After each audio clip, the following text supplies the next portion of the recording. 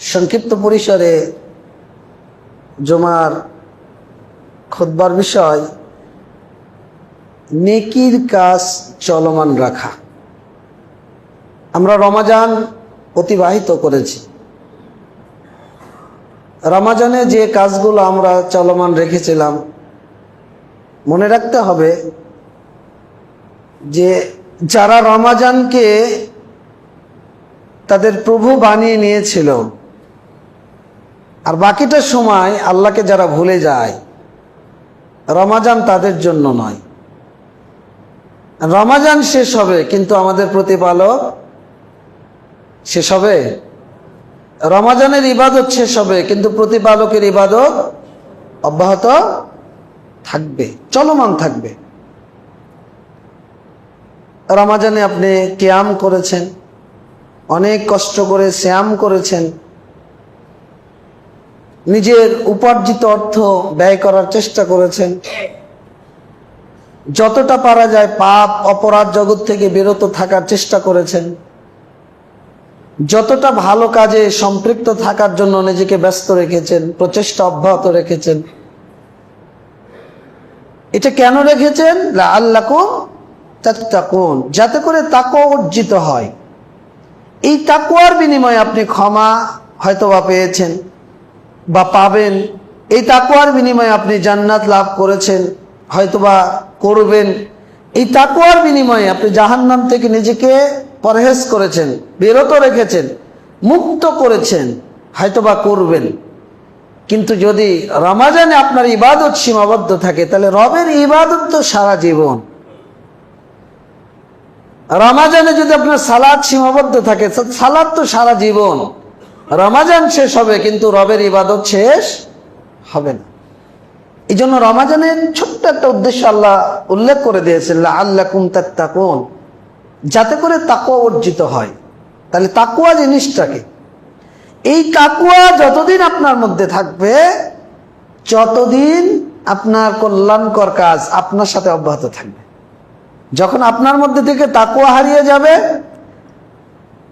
আপনার মধ্যে থেকে ইবাদতও হারিয়ে যাবে। এই জন্য রমাজান এত গুরুত্বপূর্ণ মাস, সিয়াম এত গুরুত্বপূর্ণ ইবাদত, আল্লাহ এত ফজিলত দিয়েছেন যে সিয়াম পালন করলে নেকি বেশি, সিয়াম পালন করলে আল্লাহ খুশি হয়, আল্লাহ প্রতিদান দেয়। রমাজানের বাহিরে অন্য ইবাদত করলে তার চেয়ে 10 গুণ নেকি আল্লাহ আপনার আমলনামায় লিপিবদ্ধ করে দেন। রমাজানের শেষ দশকে এমন একটা রাত আছে, খায়রুম মিন আলফি শাহর, হাজার মাসের চাইতেও যে রাত উত্তম। যে ব্যক্তি এই কল্যাণ থেকে বঞ্চিত হয়, সে সকল কল্যাণ থেকে বঞ্চিত হয়।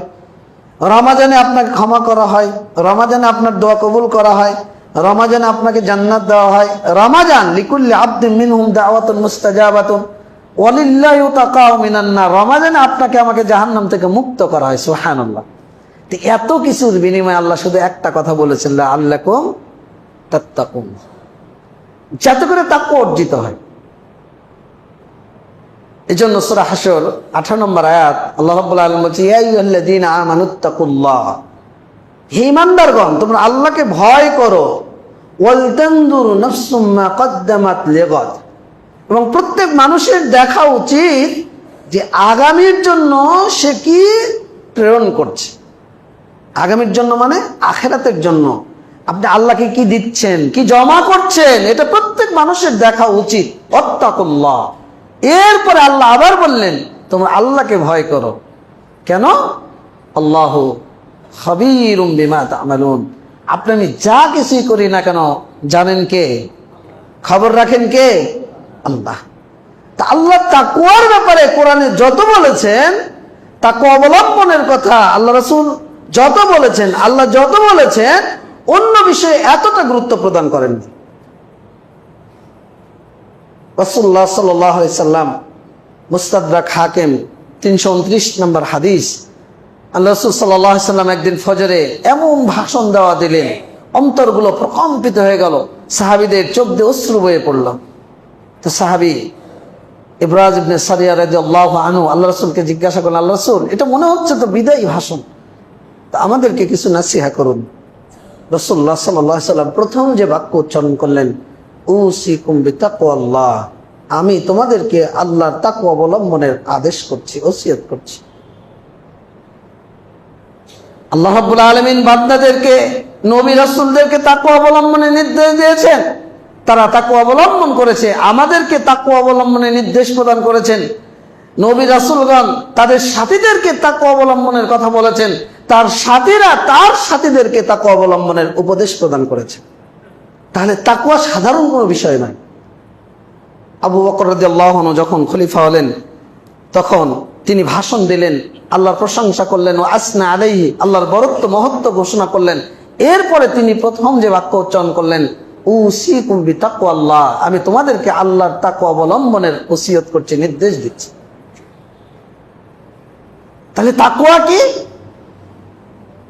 ওমর রাদিয়াল্লাহু আনহু, আল্লাহ রাসূল সাল্লাল্লাহু আলাইহি সাল্লামের পর আবু বকর পৃথিবীর শ্রেষ্ঠ তৃতীয় মানুষ উম্মতে মুহাম্মাদের, তিনি উবাই ইবনে কাব রাদিয়াল্লাহু আনহু তার চাইতে মর্যাদায় ছোট সাহাবীকে জিজ্ঞাসা করেছেন যে আনি তাকওয়া, ও ভাই তুমি কি জানো তাকওয়া কি? তো বলছে আমা সালাকতা তারিকান যা শাওকিন, আপনি কি কখনো কাঁটাযুক্ত পথ অতিক্রম করেছেন? তা হ্যাঁ করেছি। কিভাবে করেছেন? বলছে শাম্মারতু ওয়াজতাহাতু, আমি আমার কাপড়কে গুটিয়ে খুব সতর্কতা অবলম্বন করে পথ অতিক্রম করেছি। তখন উবাই রাদিয়াল্লাহু আনহু বলছেন ফাযালিকাত তাকওয়া, ওমর এটার নাম হলো তাকওয়া, এটার নাম তাকওয়া। আপনার মসজিদের গেট একটা, মসজিদের সামনে বিষাক্ত কাঁটা বা মরিচা ধরা লোহা, গুনা, জং ধরা বিভিন্ন লোহা যন্ত্রাংশ আমি রেখে দিলাম, মনে করেন, বা আপনারা রেখে দিলেন। সকলে আমরা সুগারের রোগী। এখন আপনাকে বলা হচ্ছে যে মসজিদ থেকে বের হতে হবে, ঢুকতে হবে। এখন আপনি কি দৌড় দিয়ে বা লাফ দিয়ে, হাই জাম্প দিয়ে, লং জাম্প দিয়ে আপনি পার হওয়ার চেষ্টা করবেন না কি করবেন বলেন তো? কি করবেন আপনারা? খুব সতর্কতা এবং সাবধানতার সাথে এই রাস্তা অতিক্রম করুন। কেন? ওই মরিচিকা ধরা লোহাটা যদি আপনার পায়ে বিদ্ধ করে ইনফেকশন হবে, ইনফেকশন থেকে ঘা তৈরি হবে, একসময় পাটা কেটে ফেলতে হতে পারে। এই ভয়ে আপনি এই পথকে অতিক্রম করবেন, এটার নাম হলো তাকওয়া। দুনিয়াবী জীবনে কোন অপরাধ যেন আপনাকে স্পর্শ করতে না পারে, কোন অন্যায় আপনার দ্বারা যেন সংগঠিত না হয়, আল্লাহর কোন ইবাদত, আল্লাহর কোন নির্দেশ আপনার জীবন থেকে যেন ছুটে না যায়, এটার নাম তাকওয়া। এই জন্য আবু হুরায়রা রাদিয়াল্লাহু আনহু এই অর্থে তিনি বলছেন যে আন্না তাকওয়া হিয়াল হাযারু মিনাল উকুই ফি তরিকিল মাআসি, তাকওয়া হলো সতর্কতা অবলম্বন, যে পাপের পথে পড়ে যাওয়া থেকে আপনি আমি সতর্ক থাকবো। ওয়াল ইত্তিজাউ নাহওয়া তরিকাত তাআ, এবং আনুগত্যের পথে চলার নাম হলো তাকওয়া। একজন বিখ্যাত তাবী ইবনুল মুতাস, তিনি আবু হুরায়রা রাদিয়াল্লাহু আনহুর এই অর্থটা গ্রহণ করেছেন। গ্রহণ করে তিনি তাকওয়ার বর্ণনা পেশ করছেন যে খাল্লিদ দুনুবা সগীরাহা ওয়া কাবীরাহা ফাওয়াত তাকা ওয়াসনা কামাশিন ফাওকা আরদিশ শাওকি ইয়াহদুরু মা ইয়ারা লা তাহকিরান্না সগীরাতান ইন্নাল জিবালা মিনাল হাসা। তিনি বলছেন যে ছোট হোক বড় হোক সকল গুনাহ তুমি পরিত্যাগ করো, সকল অপরাধ সেটা ছোট হোক আর বড় হোক, এটাই হলো তাকওয়া। যখন তুমি জমিনে চলছো তখন তুমি এমন সতর্কভাবে চলাফেরা করো যে তুমি যেন কাঁটাযুক্ত পথটা অতিক্রম করছো, ওই পথে চলছো। এজন্য সবসময় তোমার দৃষ্টি যেন সজাগ থাকে, তুমি যেন সতর্ক থাকো। কেন? লা তাহকিরান্না সগীরাতান ইন্নাল জিবালা মিনাল হাসা, তুমি ছোট ছোট পাপকে তুমি অবহেলা করো না, কারণ পাহাড়টা গঠিত হয়েছে ছোট ছোট পাথর দিয়ে।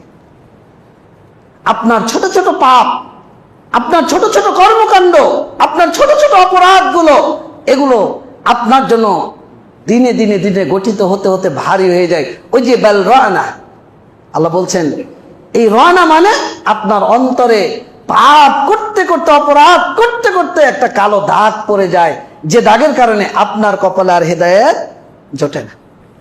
এই ছোট ছোট পাপের কারণে এগুলো হয়, ছোট ছোট অপরাধের কারণে হয়। এই জন্য তাকওয়া হলো খাল্লিদ দুনুবা সগীরাহা ওয়া কাবীরাহা, তুমি ছোট হোক বড় হোক সকল অপরাধগুলো তুমি ছেড়ে ফেলে দাও, পরিত্যাগ করো, কারণ এটার নাম হলো তাকওয়া। এই জন্য আমাদেরকে রমাজান মাস অতিক্রম করেছি, দিনের বেলা সিয়াম থেকেছি, রাতের বেলা কিয়াম করেছি। তো শুধু সিয়াম করার নাম আর কিয়াম করার নাম তাকওয়া নয়। এই জন্য ওমর ইবনে আব্দুল আজিজ রাহিমাহুল্লাহ, বিখ্যাত তাবেঈ, তিনি বলছেন যে লাইসাতিত তাকওয়া বিসিয়ামিন নাহার ওয়ালা বিকিয়ামিল লাইল। শুধু দিনের বেলা সিয়াম থাকার নাম তাকওয়া নয়, রাতের বেলা কিয়াম করার নাম তাকওয়া নয়। ইন্নামাত তাকওয়া, তাকওয়া হলো তারকু মা হারামাল্লাহ, আল্লাহ যা হারাম করেছেন তা ছেড়ে দেওয়া। ওয়া আদাউ মাফতারাদাল্লাহ, আল্লাহ যা ফরজ করে দিয়েছেন তা আদায় করা। সুবহানাল্লাহ। তাহলে যা কিছু হারাম সবকিছু কি করতে হবে? পরিত্যাগ করতে হবে।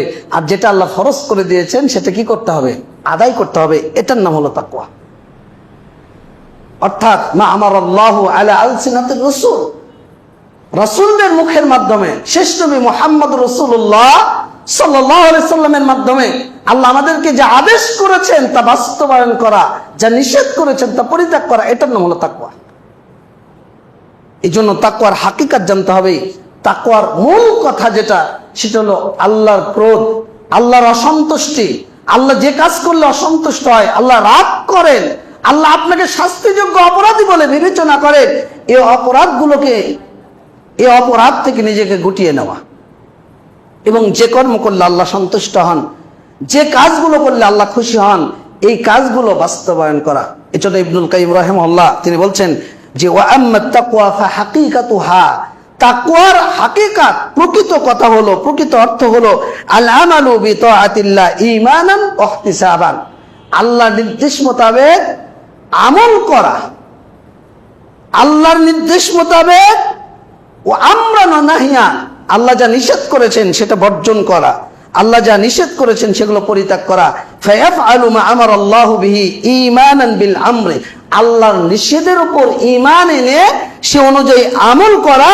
ওয়া তাসদীকান বিওয়াদিহি, এবং আল্লাহ যে অঙ্গীকার করেছেন, শাস্তির যোগ্য হিসেবে আপনাকে বিবেচিত করছেন, জান্নাতি হিসেবে আপনাকে জান্নাতি হিসেবে ঘোষণা করছেন, এই যে আল্লাহর ওয়াদ, আল্লাহর যে অঙ্গীকার, এটাকে বিশ্বাস করা যে আপনি এই অপরাধ করলে আল্লাহ আপনাকে ধরে ফেলবে, এই ইয়াকিন আপনার অন্তরে রাখতে হবে। শুধু বাহ্যিক আমল করার নাম তাকওয়া নয়, অন্তর থেকে এই ঈমান আপনার মধ্যে রাখতে হবে, যেটা আল্লাহর আদেশ, এটা যে কোনো মূল্যে বাস্তবায়ন করতে হবে, এটা আল্লাহর নিষেধ, যে কোনো মূল্যে এটাকে পরিত্যাগ করতে হবে। এরপরে তিনি বলছেন যে ওয়ায়াতরুকু মা নাহাল্লাহু আনহু ঈমানান বিল্লাহি, আপনি অন্যায় ছেড়ে দেবেন কেন? এর উপর ঈমান এনে যে আল্লাহ এটাকে নিষেধ করেছে, এই ঈমানটা আপনার থাকতে হবে। এবং ওয়াখাউফান মিন ওয়াইদিহি, আল্লাহ রাব্বুল আলামিন আপনাকে আমাকে যে শাস্তি দিবেন, এই শাস্তির ভয়ে আপনাকে ওই কাজ পরিত্যাগ করতে হবে। এই ঈমান আপনাকে রাখতে হবে, এই ইয়াকিন আপনাকে রাখতে হবে। এটাই মূলত তাকওয়ার মূল কথা, এটাই মূলত পরহেজগার মানুষের মূল হিসাব, এটাই তাকওয়ার হাকিকাত, প্রকৃত অর্থ। এজন্য তালক ইবনে হাবিব রাহিমাহুল্লাহ তিনি বলছেন যে বর্তমান ফিতনার যুগ, আপনি ফিতনায় পতিত হয়েছেন। পারিবারিক ফিতনা, সামাজিক ফিতনা, অর্থনৈতিক ফিতনা, রাজনৈতিক ফিতনা, বিভিন্ন ফিতনা আপনাকে ঘিরে ফেলেছে বা ফিতনার মধ্যে আপনি পতিত হয়েছেন। আপনি নিজেকে উদ্ধার করবেন কিভাবে? তালক ইবনে হাবিব, বিখ্যাত তাবিবিদ্যান, তিনি বলছেন ইজা ওয়াকাতিল ফিতনা ফাআতফিউহা বিত্তাকওয়া, যখন তুমি ফিতনার মধ্যে পতিত হবে, তুমি তাকওয়া দ্বারা সেই ফিতনাকে নিভিয়ে দাও, সেই ফিতনাকে মিটিয়ে দাও। ক্বালু ওয়া মাত তাকওয়া, তখন তার সাথীরা বলল তাকওয়া কি, কিভাবে সেটা, কিভাবে আমরা সেটাকে নিভিয়ে দেব? তখন তিনি বলছেন যে আনতা আমালা বিতাআতিল্লাহ আলা নূরিম মিনাল্লাহ, তুমি আল্লাহর আনুগত্য করো আল্লাহর পক্ষ থেকে নাজিলকৃত নূরের মাধ্যমে। সুবহানাল্লাহ, কত সুন্দর কথা। এরপরে তিনি বলছেন তারজু সাওয়াবাল্লাহ, কিসের আশায়? নেকির আশায়। এরপরে তিনি বলছেন ওয়ান তাতরুকা মাসিয়াতিল্লাহ আলা নূরিম মিনাল্লাহ, তুমি মাসিয়াতকে পরিত্যাগ করো, মাসিয়াত অপরাধকে ছেড়ে দাও আল্লাহর নূরের আলোকে, আল্লাহ যে নূর নাজিল করেছেন সেই নূরের আলোকে। তাকাফু ইকাবাল্লাহ, আল্লাহর শাস্তিকে ভয় করে। সুবহানাল্লাহ। আপনি গীবত করছেন, এখন বলেন গীবত হালাল না হারাম? সবাই বলেন না গীবত হালাল না হারাম? হারাম করে দিয়েছেন কে?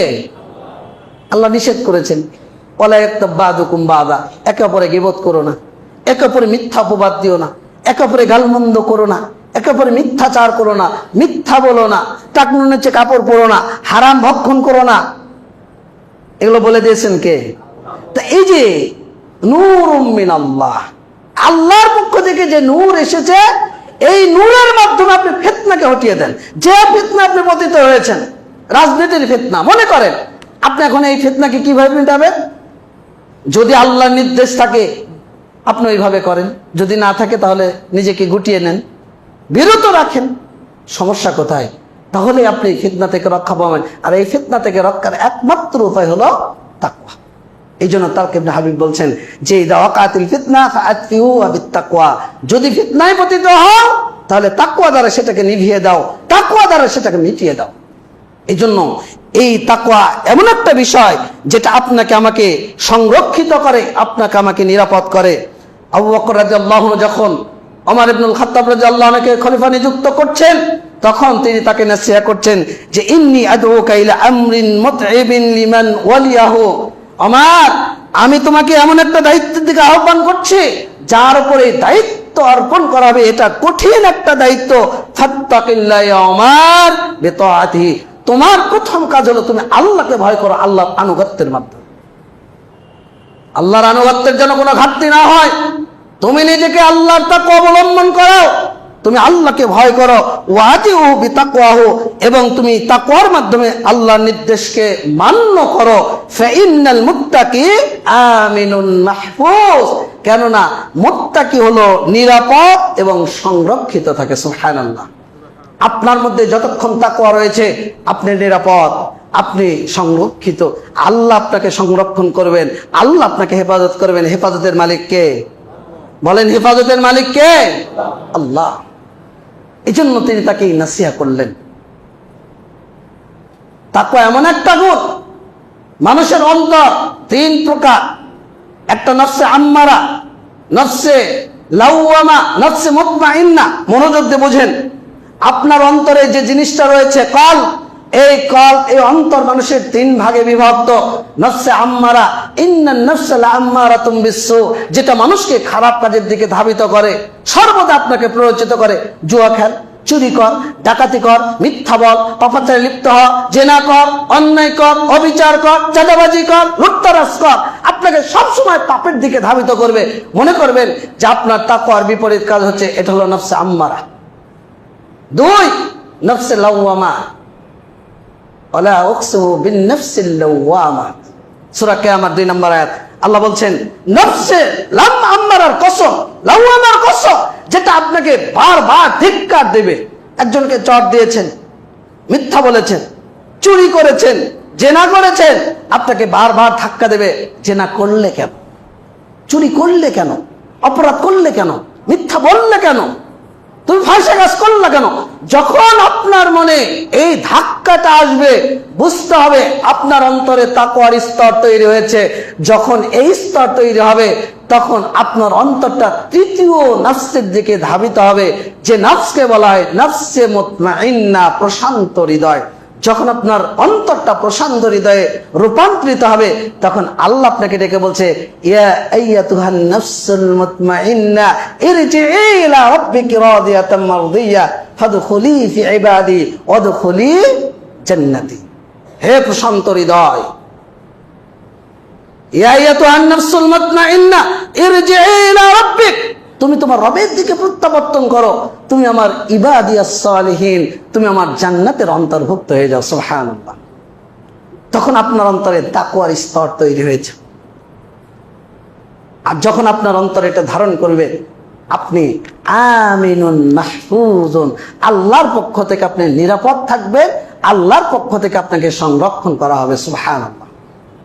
এই জন্য আবু দারদা রাদিয়াল্লাহু আনহু, আমরা তো মনে করি যে দুনিয়ার অনেক ক্ষমতা, দুনিয়ার অনেক সম্পদ, আমার এই আপনার এই সব, এই বাড়িটা আমার, এই গাড়িটা আমার, এই জমিটা আমার, দেশটা আমার, সমাজটা আমার, এই যে আমার আমার মালি মালি, আমার আমার নিজের, আমার এত, আমার কারণে হয়েছে, আমার কারণে এটা হচ্ছে, এগুলো কিন্তু আপনার সম্পদ নয়।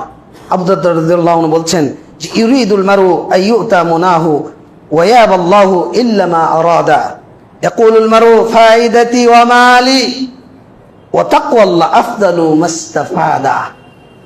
আবু দারদা রাদিয়াল্লাহু আনহু বলছেন যে মানুষ চায় যে তার ইচ্ছা মতো সবকিছু হোক, যেমন খুশি তেমন নাচো, যেমন খুশি তেমন চলো। এরপরে তিনি বলছেন যে কিন্তু ওয়ায়াবাল্লাহু ইল্লা মা আরাদা, আল্লাহ যা চায় সেটাই হয়। আল্লাহুম্মা লা মানিয়া লিমা আতাইতা ওয়া লা মুতিয়া লিমা মানাতা। আল্লাহ যদি চায় গোটা পৃথিবীর মানুষ যদি এক জায়গায় হয়, কেউ দিতে পারে না। আর আল্লাহ যেটা চায় না, গোটা পৃথিবীর মানুষ দিতে চাইলেও সেটা দিতে পারে না। এরপরে তিনি বলছেন ইয়াকুলুল মারু মা ফাইদি ওয়া মালি, মানুষ বলে আমার ফায়দা, আমার ফায়দা, আমার মাল, আমার মাল, কিন্তু ওয়া তাকওয়াল্লাহ আফদালু মুস্তাফাদা, তাকওয়া হলো সবচাইতে বড় সম্পদ, সবচাইতে বড় সম্পদ, সবচাইতে বড় সম্পদ, বড় প্রাপ্তি। সুবহানাল্লাহ।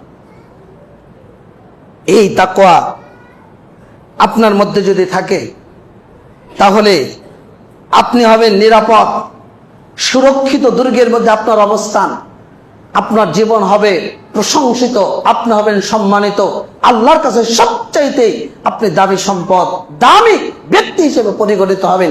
ইন্না আক্রামাকুমুল্লাহ ইনদাল্লাহি আতকাকুম, আল্লাহ বলছেন আল্লাহর নিকট সবচাইতে সম্মানিত ব্যক্তি যে ব্যক্তি সবচাইতে বেশি পরহেজগার। নারী হোক পুরুষ হোক, যার তাকওয়া যত বেশি, তার পরহেজগারিতা যত বেশি, আল্লাহর কাছে তার সম্মান তত বেশি, দুনিয়াতে আখেরাতে, দুনিয়াতে এবং আখেরাতে। এই জন্য সালাফগণ সবসময় সাহাবিগণ তাদের সাথীদের, তাবিগণ তাদের সাথীদের সবসময় তাদের সন্তানদের প্রথম যে ওসিয়ত করতেন সেটা হলো তাকওয়া অর্জনের। মালিক ইবনে মারওয়ান রাহিমাহুল্লাহ তিনি যখন তার মৃত্যু সময় ঘনিয়ে আসলো, সন্তানদেরকে একত্রিত করলেন, বলছেন উসিকুম বিতাকওয়াল্লাহ ফাইন্নাহা ইসমাতুন বাকিয়াতুন ওয়া জান্নাতুন ওয়াকিয়াতুন ওয়া হিয়া আহসানু কাহফিন ওয়া আজিয়ানু খালিয়াতিন। তিনি বলছেন আমি তোমাদেরকে তাকওয়ার উপদেশ দিচ্ছি। এরপরে তিনি বলছেন নিশ্চয় তাকওয়া হলো চিরস্থায়ী রক্ষা কবচ, এক নিরাপদ ঢাল, এটি সবচেয়ে দৃঢ় আশ্রয়স্থল এবং সর্বশ্রেষ্ঠ অলংকার। আপনার সম্পদ দিয়ে আপনার সম্মান যাচাই হয় না। দুনিয়াতে হয়তো বা ক্ষমতার বাহাদুরি, টাকার, বাড়ির অনেক অলংকার নিয়ে নিজেকে সজ্জিত করার চেষ্টা করছেন। প্রকৃতপক্ষে আপনার অলংকার হলো আপনার তাকওয়া, আপনাকে সংরক্ষণ করার মাধ্যম হলো আপনার তাকওয়া, আপনার আশ্রয়স্থল হলো আপনার তাকওয়া, সর্বশ্রেষ্ঠ অলংকার হলো আপনার তাকওয়া। এজন্য আপনাকে আমাকে তাকওয়াবান হতে হবে, পরহেজগার হতে হবে। রমাজান শেষ হয়েছে, এই রমাজানের চলমান ইবাদত আপনি যদি মনে করেন যে রমাজান শেষ আমার ইবাদত শেষ, রমাজান শেষ আমার তাকওয়া শেষ। একজন সালাফকে জিজ্ঞাসা করা হলো যে এক ব্যক্তি রমাজানের সব ইবাদতে ব্যস্ত ছিল, কিন্তু রমাজানের পর সে আল্লাহর ইবাদত করতে চায় না। ৫ ওয়াক্ত সালাতে জামাতে হাজির হতো, কিয়ামুল লাইল আদায় করত, সিয়াম আদায় করত, অন্যায় অপরাধ থেকে নিরাপদ থাকতো, সব কিছু করত। তখন উনি উত্তর দিচ্ছেন যে বিসাল কওমু লা ইয়ারিফুনাল্লাহ ইল্লা ফি রমাদান, ওই কওম কতই না নিকৃষ্ট যারা শুধুমাত্র রমাজানে আল্লাহকে চেনে। রমাজান শেষ, আল্লাহকে চেনাও শেষ, দান সাদাকা ইবাদত ভালো কাজ সবকিছু বন্ধ। অথবা ওই পর্যায়ে নয়, হালকা স্বাভাবিকভাবে আগে যেমন ছিল তার স্বাভাবিক ফিরে আসছে আবার রমাজান অতিক্রম করার পর, তাহলে আপনার তাকওয়া অর্জিত হয়নি। এজন্য সালাফগণ ইবনে রজব হাম্বলি রাহিমাহুল্লাহ তিনি বলছেন যে মান সামা রমাদান ওয়া হুয়া ইউহাদ্দিসু নাফসাহু আন্নাহু ইযা ইফতারা আসা রাব্বাহু ফাসুমুহু মারদুদুন আলাইহি। তিনি বলছেন যে কেউ রমাজান মাসে সিয়াম পালন করলো এবং অন্তরের মধ্যে পরিকল্পনা করলো আরে রমাজান আছে, পাপ করলে মানুষ কিছু বলবে, থাক রমাজান পার হোক, রমাজান মাস চলছে, এই কাজ করলে মানুষ কিছু বলতে পারে যে রমাজান মাসে তুই এইগুলো করছিস, রমাজানটা পার হোক। অন্তরে যদি এইরকম কেউ পরিকল্পনা করে যে রমাজানের পর পূর্বের অবস্থায় ফিরে যাবে, তিনি বলছেন যে আশা রব্বাহু, সে আবার রবের বিরুদ্ধাচরণ করবে, আবার রবের বিরোধিতা করবে, রব যা করতে বলেছে সেটা করবে না, রব যা হারাম করেছে হারাম মানবে না, স্বাভাবিক জীবনযাত্রা আবার চলমান রাখবে। তিনি বলছেন ফাসুমুহু মারদুদুন আলাইহি, তাহলে তার সিয়ামটা তারই উপর প্রত্যাখ্যাত হবে। ওই সিয়াম ওই কিয়াম, ওই দান, ওই সাদাকা আপনার আমার কোনো উপকারে আসবে না, কোনো উপকারে আসবে না। যদি আপনার ইচ্ছা চেতনা এটাই হয়ে থাকে, রমাজানের অবস্থা, বর্তমান অবস্থা যদি উন্নতি না হয়, আগের চাইতে ভালো না হয়, বুঝতে হবে আপনার তাকওয়া নেই, আপনার পরেশগারিতা কম। বুঝতে হবে যে আপনার মধ্যে তাকওয়া হারিয়ে গিয়েছে। তাহলে এই সিয়াম সাধনায়, কিয়াম সাধনা, 1 মাস যে কষ্টগুলো করেছেন, আপনার উপর মারদুদুন আলাইহি, প্রত্যাখ্যাত হবে, আপনার উপর চলে আসবে। আল্লাহ কবুল করবেন না, তার মানে আল্লাহর কাছে এটা কবুল হয়নি। এই জন্য অল্প হলেও চলমান রাখেন। হয়তোবা দান করেছেন রমাজানে 100 টাকা দৈনিক, পকেট থেকে বের করেছেন, একবারে কসকসা নোট, 500 টাকা দান করেছেন। আপনার সামর্থ্য রমাজানে বেশি করেছে। রমাজান অবশ্যই গুরুত্বপূর্ণ, রমাজানের ইবাদত অন্যান্য মাসের তুলনায় অবশ্যই মর্যাদাপূর্ণ। কারণ আল্লাহ বলেছেন, রাসূল বলেছেন যে আস-সাওমু লি ওয়া আনা আযবি, সিয়াম আমার জন্য, এর প্রতিদান আমি দেব। রাসূল সাল্লাল্লাহু আলাইহি ওয়াসাল্লাম বলেছেন ওয়াল হাসানাতু বিআশরি আমসালিহা, রমাজানের নেকি হলো 10 গুণ, প্রত্যেকটা আমল আপনি যা করবেন তার 10 গুণ। এরপরে লাইলাতুল কদর, তার হিসাব তো ভিন্ন। কিন্তু আপনি হয়তো আগের মতো 500 টাকা দান করতে পারছেন না, কিন্তু আপনার খুলুসিয়াতের ঘাটতি নেই। 100 টাকা দান করতে পারছেন না, আপনার খুলুসিয়াতের ঘাটতি নেই, কিন্তু দানটা আপনি চলমান রাখেন। 1 টাকা করে দেন, আপনি চলমান রাখেন। 5 টাকা করে দেন, আপনি চলমান রাখেন। কেন? আল্লাহর কাছে সবচেয়ে এটাই প্রিয় যে অল্প হলেও আপনি সেটা নিয়মিত করবেন।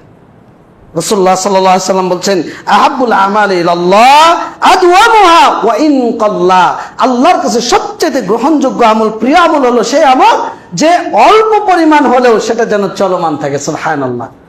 আপনি 2 রাকাত সালাত পড়েছেন না রমাজানে? কথার কথা, শেষ রাতে উঠে সাহারি করার আগে আপনি আল্লাহকে হাত তুলে রেখেছেন, 2 রাকাত সালাত পড়েছেন, আপনি ওটাই চলমান রাখেন। 8 রাকাত আপনাকে পড়তে হবে না। যদি পড়তে পারেন আলহামদুলিল্লাহ, যদি পড়তে না পারেন আপনি 2 রাকাতই চলমান রাখেন। যে ফজরের আগে উঠে আপনি ওযু করে 2 রাকাত সালাত আদায় করেন। রাসূল সাল্লাল্লাহু আলাইহি ওয়াসাল্লাম বলছেন কেউ যদি সুন্দর করে ওযু করে তাহলে হাত ধৌত করার সাথে হাতের পাপগুলো মিটে যায়, মুখ ধৌত করার সাথে মুখের পাপগুলো মিটে যায়, হাত ধৌত করার সাথে হাতের পাপগুলো মিটে যায়, মাথা মাসে করার সাথে মাথার পাপগুলো মিটে যায়, পা ধৌত করার সাথে সাথে পায়ের পাপগুলো মিটে যায়। রাসূল সাল্লাল্লাহু আলাইহি ওয়াসাল্লাম বলছেন কেউ যদি সুন্দর করে ওযু করে আল্লাহকে খুশি করার জন্য ওয়া হামিদাল্লাহ, আল্লাহর প্রশংসা করে, ওয়া আসনা আলাইহি, আল্লাহর বরত্ব ঘোষণা করে, ওয়া মাজ্জাদা, আল্লাহর মর্যাদা পেশ করে। আল্লাহ যে মালিক, যে সত্তার মালিক, যে মর্যাদার অধিকারী, সেই মর্যাদা যদি ওই সালাতের মধ্যে আল্লাহকে বলে আর রহমান, আর রহিম, আল মালিক, আল কুদ্দুস, আসসালাম, যেভাবে আল্লাহর প্রশংসা করা হয়, আপনি বিভিন্ন লা ইলাহা ইল্লাল্লাহ বিভিন্ন ভাবে আল্লাহর প্রশংসা করার চেষ্টা করলেন। আল্লাহ রাসূল বলছেন একজন ভূমিষ্ঠ সন্তান যেমন দুনিয়াতে নিষ্পাপ হয়ে জন্মগ্রহণ করে, ওই ব্যক্তি এরকম নিষ্পাপ হয়ে যায়। আপনি 2 রাকাত সালাত চলমান রাখেন। আপনি রমাজানে পড়েছেন, সমস্যা কোথায়? আপনি প্রত্যেক দিন 100 টাকা, 200 টাকা, 500 টাকা দান করেছেন, আপনি প্রত্যেক দিন 1 টাকা 2 টাকা করে দান করেন। সকালে দান করেন, 5 ওয়াক্ত সালাতে 5 টাকা দান করেন, 1 টাকা করে, 2 টাকা করে 10 টাকা দান করেন, 10 টাকা করে 50 টাকা দান করেন, কিন্তু চলমান রাখেন। সালাত যেভাবে পড়তেন এটা চলমান রাখেন। কারণ আল্লাহ রাব্বুল আলামিন এটা পছন্দ করেন যে আপনি এটা কন্টিনিউ করছেন, তার মানে আপনার মধ্যে তাকওয়া রয়েছে। সালাফগণ রমাজান আসার 1 মাস নয়, 2 মাস নয়, 6 মাস আগ থেকে দোয়া করতেন রমাজানকে পাওয়ার জন্য। আর রমাজান অতিবাহিত হলে 6 মাস ধরে দোয়া করতেন রমাজানের ইবাদত কবুল হওয়ার জন্য। সুবহানাল্লাহ। বেশি ইবাদত করার অর্থ ইবাদত নয়, আপনার ইবাদত কবুল হচ্ছে কিনা এটা হলো মৌলিক বিষয়। আপনি যতটুকু করেছেন ততটুকু ইবাদত কবুল হচ্ছে কিনা। এজন্য মুআল্লা ইবনে ফাজল তিনি বলছেন যে কানু ইয়াদউনাল্লাহ 6 আশহুরিন আইয়ুবাল্লাগাহুম, তারা 6 মাস দোয়া করতেন যে রমাজান নিকট আল্লাহ তুমি আমাদেরকে পৌঁছিয়ে দাও। এরপরে সুম্মা ইয়াদউনা 6 আশহুরিন আইয়াতাকাব্বালাহু মিনহুম, আর আল্লাহর কাছে 6 মাস ধরে দোয়া করতেন আল্লাহ রমাজানের সিয়াম, কিয়াম, ইবাদত, দান, সাদাকা, দোয়া আল্লাহ তুমি আমাদের পক্ষ থেকে কবুল করো। সুবহানাল্লাহ। চিন্তা করতে পারেন আপনাকে যদি প্রশ্ন করে আজকে কয়টা দিন আপনি কতটুকু দোয়া করেছেন? একটু নিজেকেই নিজে প্রশ্ন করেন যে রমাজান অতিবাহিত করেছেন, রমাজানে যে ইবাদতগুলো করেছেন এই ইবাদত আপনি কতটুকু কবুলের জন্য আল্লাহর কাছে দোয়া করেছেন। আপনার জীবনে ইবাদতের কোনো সমাপ্তি নেই। হাসান বসরি রাহিমাহুল্লাহ তিনি বলছেন ইন্নাল্লাহ লাম ইয়াজআল লিআমালিল মুমিনিন আজালান দুনাল মাউত, তিনি বলছেন যে আল্লাহ মুমিনদের আমলের জন্য মৃত্যুর আগ পর্যন্ত কোনো সমাপ্তি নির্ধারণ করেননি। এই রমাজান হয়তোবা আপনার শেষ রমাজান হতে পারে, এই জুমা হয়তোবা আপনার শেষ জুমা হতে পারে, আজকের জীবন হয়তোবা আপনার শেষ জীবন হতে পারে, পরবর্তীতে রমাজান আমরা নাও পেতে পারি, পরবর্তী দিনগুলো আমরা নাও পেতে পারি, এটা হয়তোবা আপনার আমার শেষ জীবন হতে পারে। কিন্তু আপনার জীবনটা চলছে কিসের ওপর? আপনার জীবনে তো আমলের কোনো সমাপ্তি নেই, আমলের কোনো শেষ নেই। তাহলে আপনার জীবন আমার জীবন কিভাবে অতিবাহিত হচ্ছে? এজন্য ইবাদত যাতে চলমান থাকে, আল্লাহ সাল্লাল্লাহু আলাইহি সাল্লাম আমাদেরকে উৎসাহিত করেছেন যে মান সামা রমাদান সুম্মা আতবাউ সিত্তান মিন শাওয়াল কানা কাসিয়ামিদ দাহার। কেউ যদি রমাদান মাসের সিয়াম পালন করার পর শাওয়াল মাসের 6টি সিয়াম পালন করে, সে যেন সারা বছর সিয়াম পালন করলো। সুবহানাল্লাহ। আল্লাহ উৎসাহিত করেছেন যাতে করে ইবাদতটা আমরা চলমান রাখি, রমাদানের ধারাবাহিকতা যেন বজায় থাকে। আল্লাহ রাসূল সোমবার বৃহস্পতিবার সিয়াম করতেন, আইয়ামে 20 3 দিনের সিয়াম করতেন মাসের, চন্দ্র মাসের। এরপরে বিভিন্ন মাসের যে নফল সিয়ামগুলো রাসূল সাল্লাল্লাহু আলাইহি সাল্লাম করার চেষ্টা করতেন, নবী রাসূলগণ সেগুলো করা। দাউদ আলাইহিস সালাম তিনি একদিন পর পর সিয়াম পালন করতেন, এটা তার সুন্নাত ছিল। আমরা তো করতে পারি, এগুলো চলমান রাখতে পারি। এই ইবাদতগুলো যদি আমরা করার চেষ্টা করি তাহলে এই রমাদান আমাদের জন্য সার্থক।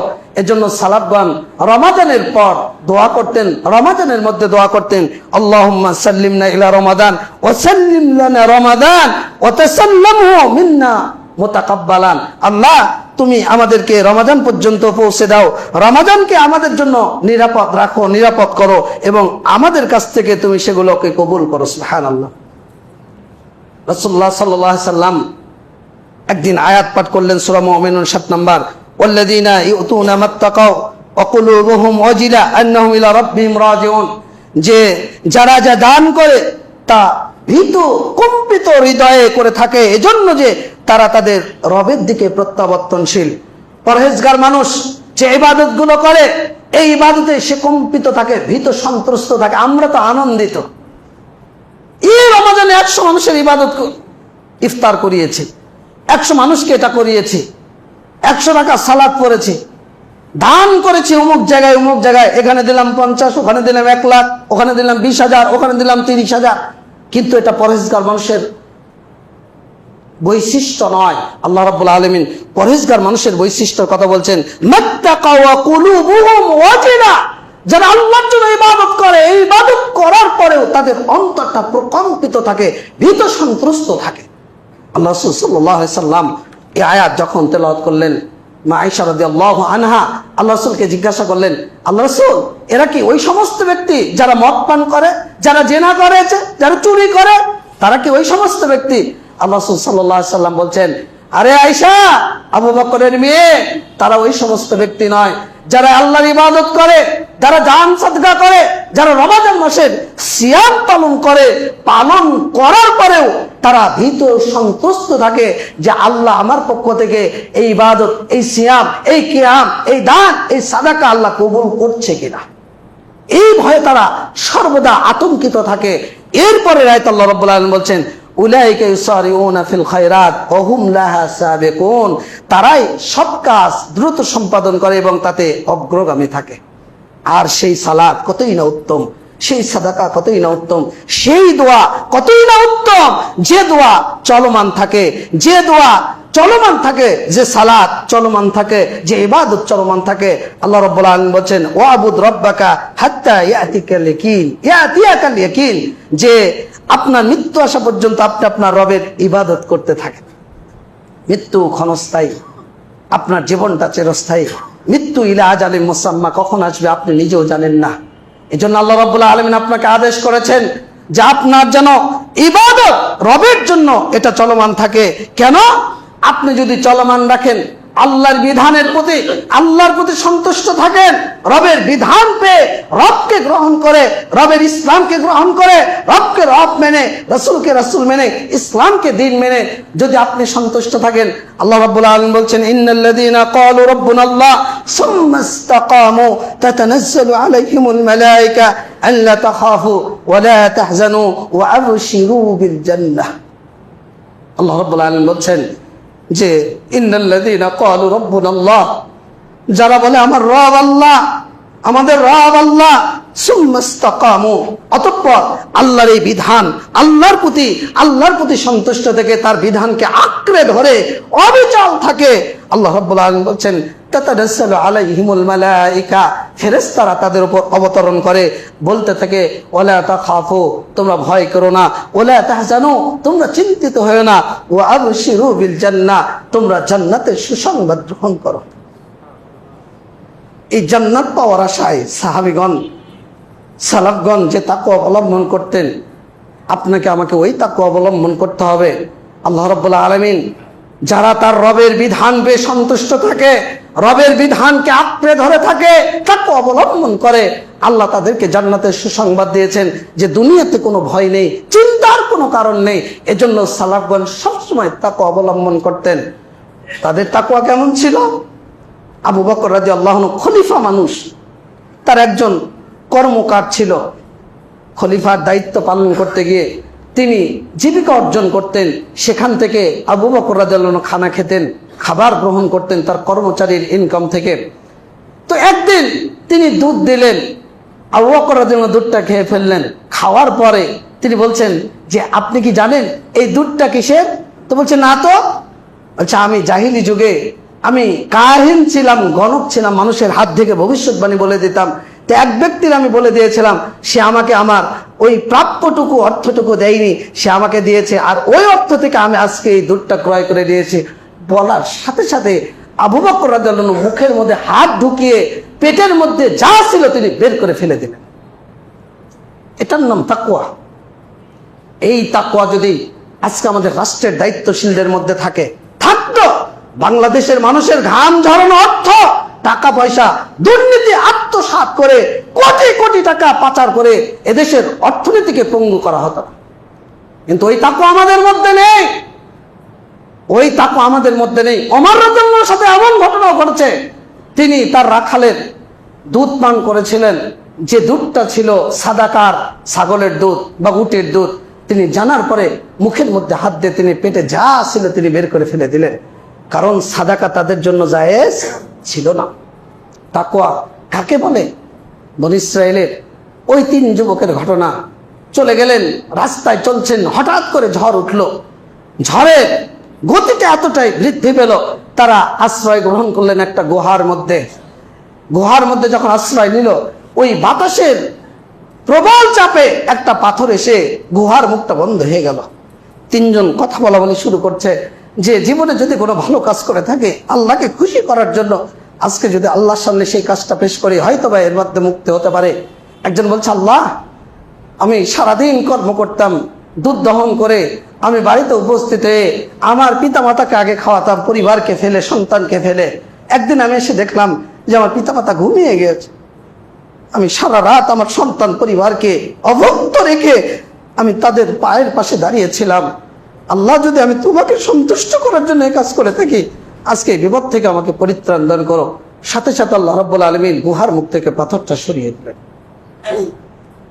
এক যুবক বলছে, আল্লাহ, আমি আমার চাচাতো বোনের প্রতি আসক্তি ছিলাম, আমি কুপ্রস্তাব দিলাম, বোন আমাকে বলল যে 100 দিনার প্রয়োজন, আমি অনেক পরিশ্রম করে কষ্ট করে 100 দিনার সংগ্রহ করলাম।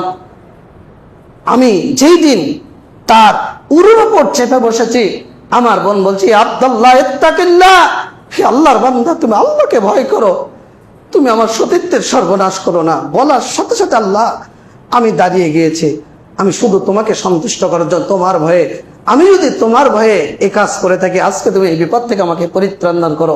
সঙ্গে সঙ্গে আল্লাহ রাব্বুল আলামিন পাথরকে গুহার মুখ থেকে সরিয়ে দিলেন। এটার নাম তাকওয়া।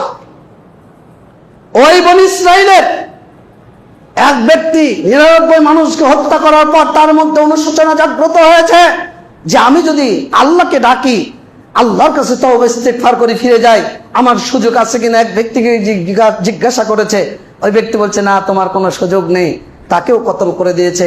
আর এক ব্যক্তিকে জিজ্ঞাসা করেছে, বলছে, তুমি অমুক গ্রামে চলে যাও, একজন আবেদ রয়েছে, ইবাদতকারী রয়েছে, তুমি তার কাছে চলে যাও। এখনো তার নিকট যেতে পারেনি, মালাকুল মাউত চলে আসছে, জানটা কবজ করা হয়েছে। ইল্লিন সিজ্জিনের ফেরেশতারা উপস্থিত, যে ইল্লিনে যাবে না সিজ্জিনে যাবে, ঝগড়া বেঁধে গেল।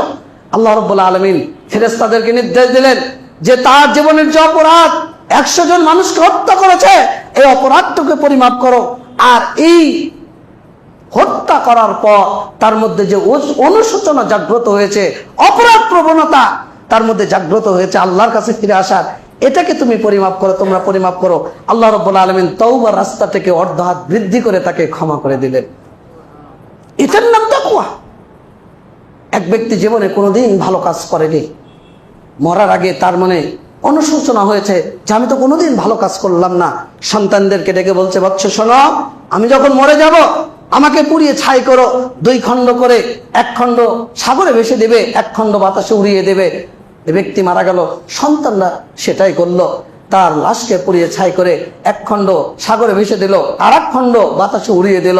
আল্লাহ রাব্বুল আলামিন সাগরকে নির্দেশ দিলেন, আল্লাহ রাব্বুল আলামিন বাতাসকে নির্দেশ দিলেন, তাকে একত্রিত করা হলো, তাকে জীবন দিয়ে আল্লাহ রাব্বুল আলামিন বলছেন, লিমা ফাআলতা হাযা, তুমি এই কাজ কেন করেছো বলো? ওই ব্যক্তি বলছে, মিন খাশিয়াতিকা ইয়া রাব ওয়া আনতা আলাম, মিন খাশিয়াতিকা ইয়া রাব ওয়া আনতা আলাম। আল্লাহ, আমি তোমার ভয় করেছি আর তুমি এটা জানো। আল্লাহ, আমি তোমার ভয় করেছি, তুমি এটা ভালো করে জানো। ফাগাফারাল্লাহু, আল্লাহ তাকে ক্ষমা করে দিলেন। সুবহানাল্লাহ। আপনার মধ্যে যদি তাকওয়া থাকে, আল্লাহর কাছে ফিরে যাওয়ার, তাওবা করার, ইস্তিগফার করার, রাসূল সাল্লাল্লাহু আলাইহি সাল্লাম বলছেন, ইন্নাল্লাহা হাইয়ুন কারীম ইস্তাহি, আল্লাহ হলেন লজ্জাশীল। কোন বান্দা যদি আল্লাহর কাছে 2 হাত তুলে কিছু কামনা করে, আল্লাহর কাছে কিছু চায়, তাহলে আল্লাহ এই 2 হাত ফেরত দিতে লজ্জাবোধ করেন। রাসূল সাল্লাল্লাহু আলাইহি সাল্লাম বলছেন, কোন আদম সন্তান যদি পাপ করে, লাউ আখতাতুম হাত্তা তাবলুগাস সামা, আসমান পর্যন্ত যদি পাপ পৌঁছে যায়, অপরাধ পৌঁছে যায়, সুম্মা তুবতুম লা তাবাল্লাহু আলাইকুম, এরপরে যদি সে অনুশোচনা করে যে আমি ভুল করেছি, আল্লাহ আমাকে তুমি ক্ষমা করে দাও, আল্লাহ তার পাপকে ক্ষমা করে দেয়। সুবহানাল্লাহ। রাসূল সাল্লাল্লাহু আলাইহি সাল্লাম বলছেন, কোন বান্দা যদি অপরাধ করে, অপরাধ স্বীকার করে, ওযু করে 2 রাকাত সালাত আদায় করে, আর এই 2 রাকাত সালাত আদায় করে আল্লাহর কাছে ক্ষমা চায়, আল্লাহ তাকে ক্ষমা করে দেন। আপনার অপরাধ কত, কত বড় অপরাধী আপনি, কত অপরাধ করেছেন? যদি সত্যিকার অর্থে আল্লাহকে বলেন, রমাজানে বলেছেন এই তওবাটা অব্যাহত রাখেন, রমাজানে আল্লাহর কাছে দোয়া করেছেন, এই দোয়াটা আপনি অব্যাহত রাখেন। যদি অন্তর থেকে দোয়া করেন, আল্লাহ আপনার দোয়া ফেরত দেবে না। যদি অন্তর থেকে আল্লাহকে ডাকেন, আল্লাহ আপনার ডাক শুনবে। আল্লাহ প্রত্যেক দিন প্রথম আসমানে, এটা শুধু রমাদানে নয়, প্রথম আসমানে নেমে এসে বলেন, হাল মিন তাইবিন, কে আছে তওবাকারী, হাল মিন মুস্তাগফিরিন, কে আছে ইস্তিগফারকারী, হাল মিন দাইন, কে আছে দোয়াকারী, হাল মিন সাইলিন, কে আছে সওয়ালকারী। আপনি যদি সত্যিকার অর্থে অন্তর থেকে আল্লাহকে ডাকেন, আল্লাহ আপনার ডাক সাড়া দেবে। ইব্রাহিম আলাইহিস সালাম আল্লাহকে অন্তর থেকে ডেকেছিল, রব্বি হাবলি মিনাস সালিহিন, বৃদ্ধ বয়সে আল্লাহ তাকে এক সন্তান দিয়েছিল। ইব্রাহিমের স্ত্রী সারা রাদিয়াল্লাহু আনহু রাহিমাহুল্লাহ আলাইহিস সালাম, যেটাই বলি না কেন, তিনি যখন ফেরাউনের কবলে পড়লেন, ফেরাউন তাকে তার উপর উঠে যাবে, আল্লাহকে ডেকে বলছেন, আল্লাহুম্মা ইন কুনতা তা'লামু আন্নী আমানতু বিকা ওয়া বিরাসূলিকা ওয়া আহসানতু ফারদি ইল্লা আলা যাওজি, আল্লাহ আমি তোমার প্রতি ঈমান এনেছি, তোমার নবী ইব্রাহিমের প্রতি ঈমান এনেছে। তুমি যদি এটা সত্যি জেনে থাকো, অবগত হয়ে থাকো, আজকে তুমি কাফেরকে আমার উপর বিজয়ী করবে। সেদিন কি ফেরাউন তার উপর বিজয় হয়েছিল? দোয়া কবুল করেছিলেন কে? বলেন, দোয়া কবুল করেছিলেন কে? ইব্রাহিম আলাইহিস সালাম। যারা হারামে গিয়েছেন, মক্কাতে গিয়েছেন, আজকে তো অভিজাত এলাকা, 5 স্টার হোটেল, 4 স্টার, 3 স্টার হোটেলে গিয়ে হজমরা করতে যান, আরামে রিল্যাক্সে জীবনযাপন করেন। এই মরুভয় পাহাড়, পাথরের পাহাড়, এই মরুভূমির এই উপত্যকা, তিনি কলিজার টুকরোর সন্তান স্ত্রীকে রেখে চলে যাচ্ছে। স্ত্রী পেছন থেকে ডাকছে, আইনা তাযহাব ইয়া ইব্রাহিম, ইব্রাহিম তুমি কোথায় যাচ্ছ? ওয়াতাতরুকুনা বিওয়াদিন লাইসা ফি ইনসুন ওয়ালা শাইউন, এমন এক উপত্যকায় রেখে যাচ্ছ যেখানে কোনো লোকালয় নেই, যেখানে কোনো মানুষ নেই, কোথায় যাচ্ছ ইব্রাহিম? ইব্রাহিম জবাব দেয় না। ইব্রাহিম চলছে, স্ত্রী বলছে, ইব্রাহিম এটা কি আল্লাহর আদেশ? মরুভূমির মধ্যে রেখে চলে যাচ্ছ? তিনি ইশারা করলেন, নাম, এটা আল্লাহর আদেশ। বলার সাথে সাথে ইদান লা ইউযাইনুল্লাহ, যদি আল্লাহর আদেশ হয় ইব্রাহিম, হাজেরা বলছেন যে আল্লাহ আমাদেরকে ধ্বংস করবে।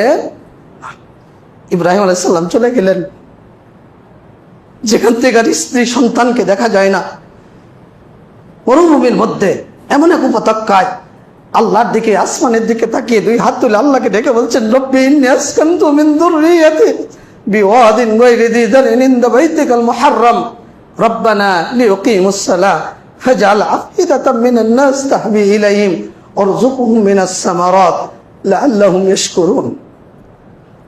আল্লাহকে ডেকে বলছেন, আল্লাহ আমি আমার স্ত্রী, পরিবার পরিজন, কলিজার টুকরা সন্তান এমন এক উপত্যকায় মরুভূমিতে রেখে যাচ্ছি শুধুমাত্র তোমার তাওহীদ প্রতিষ্ঠার জন্য, সালাত কায়েমের জন্য। আল্লাহ তুমি কিছু মানুষের অন্তরকে তাদের দিকে ফিরিয়ে দাও। অরযুকহুম মিনাস সামারাত, এবং তাদেরকে রিজিক দ্বারা, ফল ফলাদি দ্বারা তাদের রিজিকের ব্যবস্থা করো। রিজিকের ব্যবস্থা করেছিলেন কে? জাকারিয়া আলাইহিস সালাম, বৃদ্ধ মানুষ, স্ত্রী বন্ধা। আল্লাহকে ডেকে বলছেন, রব্বি হাবলি মিন লাদুনকা যুররিয়াতান তাইয়্যিবাতান ইন্নাকা সামিউদ দুআ। আল্লাহ তুমি তোমার পক্ষ থেকে আমাকে একটা পবিত্র সন্তান দাও, তুমি তো দোয়া শ্রবণকারী, তুমি তো দোয়া শোনো। আল্লাহ রাব্বুল আলামিন তার দোয়া কবুল করলেন, ইয়াহইয়া আলাইহিস সালামের সুসংবাদ দিলেন।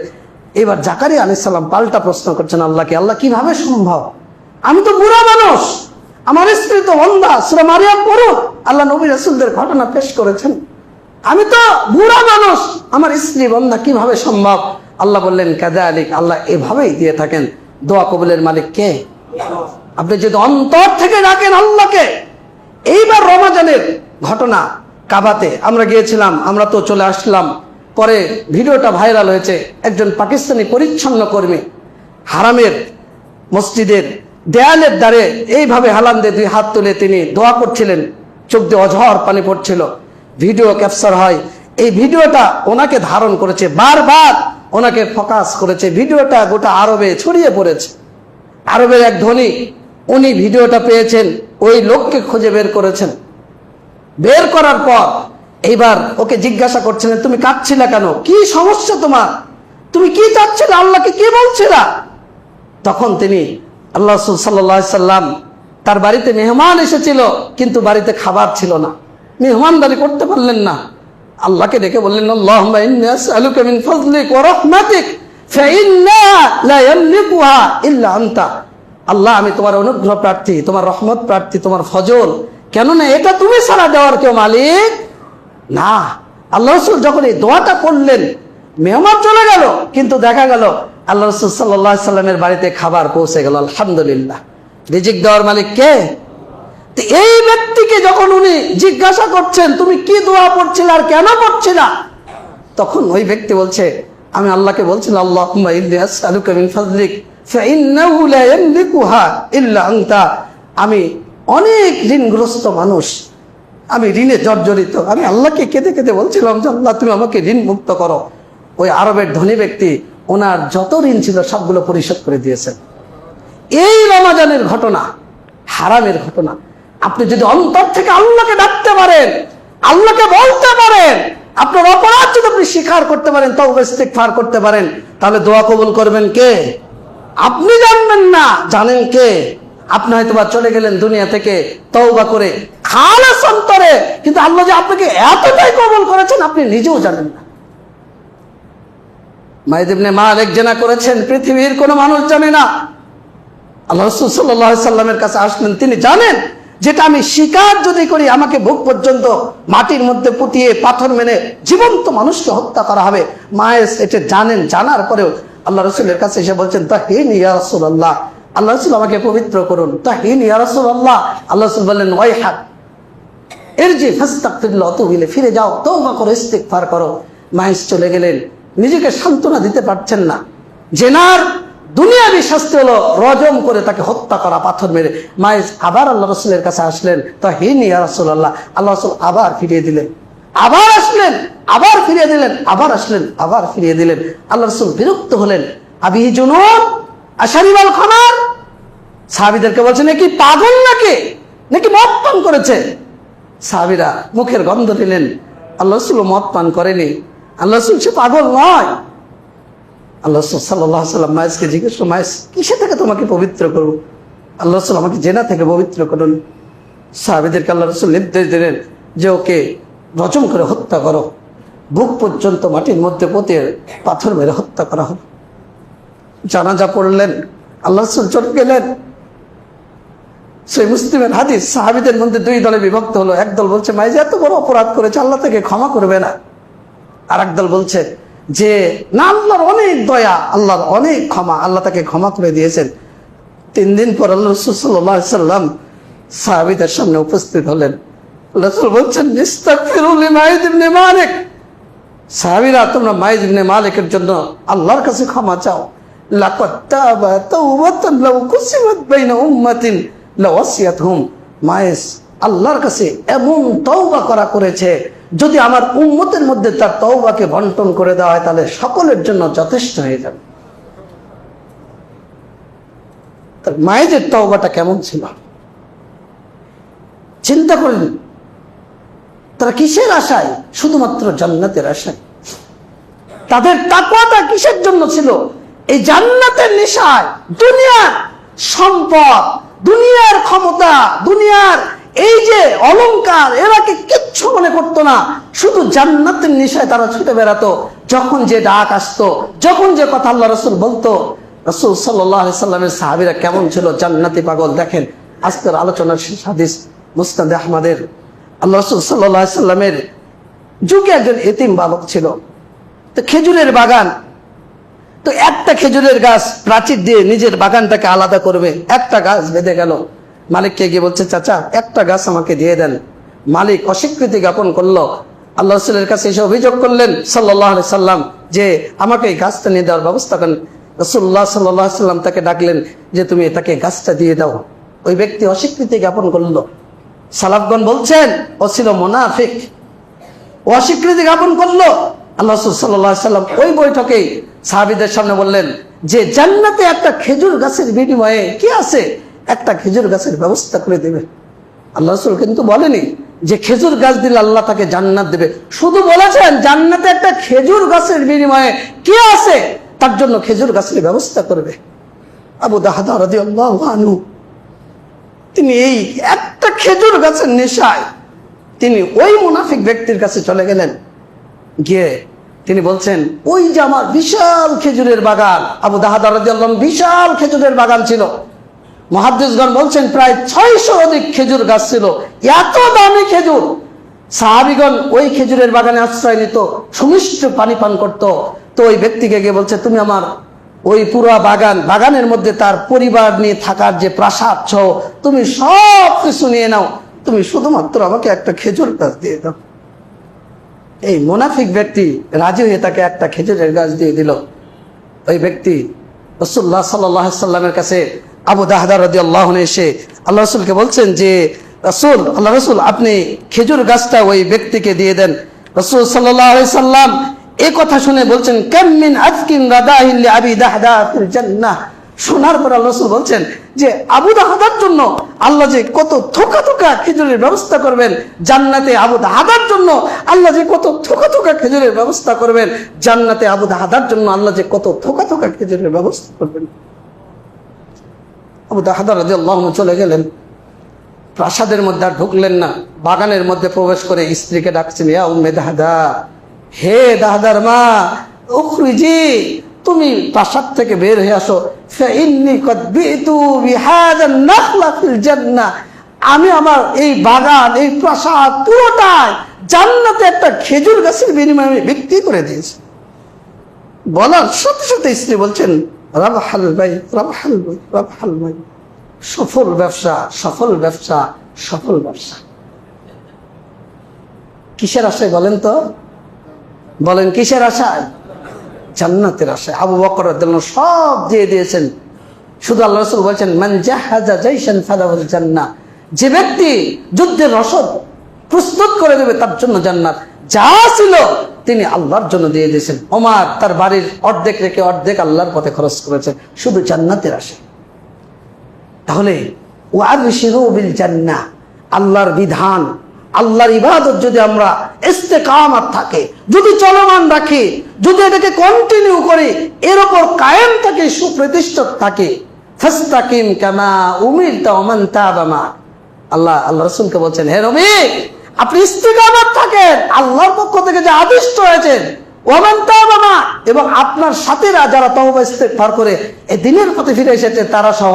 তাহলে আপনার জন্য আমার জন্য আল্লাহ সুসংবাদ দেবেন কিসের বলেন তো? জান্নাতের। ওয়াবশিরু বিল জান্নাহ। এজন্য শুধু রমাজানে ইবাদত যেগুলো করেছেন সেগুলোতে যেন আপনার আমার সীমাবদ্ধতা বা বন্ধ না থাকে। আমরা এটাকে কন্টিনিউ করার চেষ্টা করবো ইনশাআল্লাহ। এই নেকির কাজ আপনি যতদিন চলমান রাখবেন, ইবাদতের শেষ নেই। আপনার জীবন একদিন শেষ হবে, আপনার জীবন একদিন শেষ হবে, কিন্তু আল্লাহর ইবাদত শেষ হবে না। রমাজান শেষ হয়েছে কিন্তু ইবাদতের কোনো সমাপ্তি নেই। মানব জীবনে ইবাদতের কোনো সমাপ্তি নেই। এজন্য কন্টিনিউ করেন। ওয়াইন কাল্লা, যদি অল্প পরিমাণ হয় সেটাকে কন্টিনিউ করেন। 5 ওয়াক্ত জামাতে আদায় করতেন, জামাতেই চেষ্টা করেন। দৈনিক দান সাদাকা করতেন, এটাকে কন্টিনিউ করার চেষ্টা করেন। দাওয়াতি কাজ করেন, কন্টিনিউ করেন। একজন হলেও দাওয়াত দেন, একটা সৎ কথা হলেও বলার চেষ্টা করেন। সামাজিকভাবে হোক, পারিবারিকভাবে হোক, যেভাবে হোক, যে সৎকর্মগুলো করলে আখেরাতে জাদুল মাআদ, আল্লাহ আমাদের জন্য সংরক্ষণ করবে, সেই কাজগুলো করার চেষ্টা করেন। ইনশাআল্লাহ আমাদের জীবনটা এবং রমাজানটা সার্থক হবে, এতে কোনো সন্দেহ নাই। আল্লাহ আমাদের রমাজানকে কল্যাণকর রমাজান এবং রমাজানের ইবাদতগুলো আমাদের জন্য কবুল করুন। যে কষ্টগুলো আমরা করেছি, আল্লাহ তুমি আমাদের সিয়াম, তুমি আমাদের কিয়াম, তুমি আমাদের ইবাদত, দান সদকা, সৎকর্ম, ইফতার, সালাত, সবগুলোকে তুমি আমাদের জন্য কবুল করো এবং আমরা যেন এটাকে চলমান রাখতে পারি, তুমি আমাদেরকে সেই তৌফিক দান করো। আবারও বলি, আল্লাহ রাসূল বলছেন, রমাজানের পর যে ব্যক্তি শাওয়ালের 6টি সিয়াম পালন করলো, সে সারা জীবন সিয়াম পালন করলো। সারা জীবন বলতে পরবর্তী রমাজান পর্যন্ত, সারাটা বছর। যারা কাজা সিয়াম আছে ওটা আগে আদায় করার চেষ্টা করবেন। এরপরে শাওয়াল মাসের মান সামা রমাদান, সালাফগণের ব্যাখ্যাটাই দেওয়ার চেষ্টা করেন। আমরা এটাকে কন্টিনিউ করার চেষ্টা করি। যারা শুরু করেছেন, শেষ করেছেন, আলহামদুলিল্লাহ। যারা শুরু করতে পারিনি, ইনশাআল্লাহ আমরা বাকি যে সময়টা আছে আমরা করার চেষ্টা করবো ইনশাআল্লাহ। ইবাদাল্লাহ রাহিমাকুমুল্লাহ, ইন্নাল্লাহা ইয়া'মুরুকুম বিল আদলি ওয়াল ইহসান।